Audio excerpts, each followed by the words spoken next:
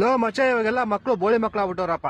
ಓದೋದು ಬರೀ ಅದೇನು ಮಾಡೋದೇ ಇಲ್ಲ. ನಮ್ ತಾತ ಮುತ್ತಾತನ ಕಾಲದಲ್ಲೆಲ್ಲ ನದಿ ಬೆಟ್ಟ ಗುಡ್ಡ ಎಲ್ಲ ದಾಟ್ಕೊಂಡು ಹೋಗಿ ಓದ್ಕೊಂಬತ್ತಾ ಇದ್ರು. ಓ ಮಚ್ಚ ಹಲೋ ನಮ್ ಮುತ್ತಾತ ಗುಡುಗು ಮಿಂಚು ಬತ್ತಿತ್ತಲ್ಲ ಅದ್ರಲ್ಲೇ 2-3 ಚಾಪ್ಟರ್ ಓದ್ಬಿಡೋರು. ಓ ಮಚ್ಚ ನಮ್ ತಾತ ರಾತ್ರಿ ಹೊತ್ತು ಬೆಕ್ಕಣ್ಣು ಉಳಿಯುತ್ತೆ ಗೊತ್ತಾ ಪಳ ಪಳ ಅಂತ ಅದ್ರಿಂದ ಓದ್ಕಂತಿದ್ರು. ಲೋ ಮ್ಯಾಮ್ ನಮ್ ತಾತ ನೋಡ್ರಿ ಅಕ್ಕ ಪಕ್ಕ ಮನೆಯವರೆಲ್ಲ ಉರ್ಕೊಳ್ಳೋರು. ನಮ್ ತಾತ ಆ ಬೆಳ್ಕಳೆ ಓದ್ಕೊಂಡ್ಬಿಡೋರು. ಲೋ ಮಾಮ್ಸ್ ತಾತ ಮುತ್ತಾತನೆಲ್ಲ ಬಿಟ್ಟಾಕ್ರಲ್ಲಿ ನಾವೆಲ್ಲ ಹೆಂಗ ಓದ್ತಾ ಇದ್ವಿ. ಹೂ ಮಚ್ಚಲ್ಲ ನಾನು ವಾಚ್ದು ಲೈಟ್ ಬತ್ತಿತ್ತಲ್ಲ ಅದರಿಂದ ಓದ್ತಿದ್ದೆ. ಹೊಟ್ಟೆ ಎಷ್ಟು ಉರ್ಸ್ತಾವ್ರ. ಮಾಮ್ ನಾನು ಕಲ್ನ ಒಂದಕ್ಕೊಂದ್ ನೋಡಿದ್ರೆ ಬೆಂಕಿ ಕಿಡಿ ಬತ್ತಿತ್ತಲ್ಲ ಅದರಿಂದ ಓದ್ತಿದ್ದೆ.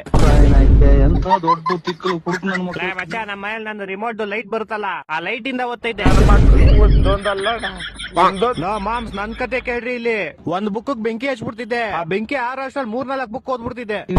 ಕೊಟ್ಟಿದ್ ನನ್ನ ಮಗನಲ್ಲ. ತಪ್ಪ ಮಾಡ್ಬಿಟ್ಟೆ ನೀನು. ಏನ್ ತಪ್ಪ ಮಾಡ್ಬಿಟ್ಟೆ? ನಿಂಗೆ ನಿಮ್ ತಾತಂಗೆ ಓದಕ್ ಇಷ್ಟೊಂದ್ ಚೂಳಿತಿದ್ರೆ ಒಂದ್ ಕ್ಯಾಂಡ್ಲಿ ತಗೊಂಡ್ಬಿಡ್ಬೇಕಾಯ್ತು. ಅಕ್ಕ ನಿಂಗೆ ನಿಮ್ ತಾತಂಗೆ ಓದ್ಬೇಕಂತ ಅಷ್ಟೊಂದ್ ಚೂಳಿತಿದ್ರೆ ಬೆಳಗ್ಗೆ ಹೊತ್ತೇನ್ ತೆರಿತಿದ್ರ? ಬೆಳಗ್ಗೆ ಹೊತ್ತು ಓದ್ಕೊಬೇಕಾಯ್ತು.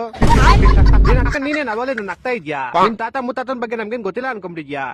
ಇನ್ನು ಗೊತ್ತಿಲ್ಲ ಮಚ್ಚ ಇವ್ರ ತಾತಂದಿರ್ಗೆ ಒಂದೊಂದ್ ಕ್ವಾರ್ಟರ್ಗೆ ಜಮೀನ್ಗಳು ಮಾರ್ಕಂತಿದ್ರು ಇವ್ರ ತಾತಂದಿರು. ಅವನೇನಾಗ್ತಾವ್ ನೋಡು ಅವ್ನು ಬೇವರ್ಸಿ.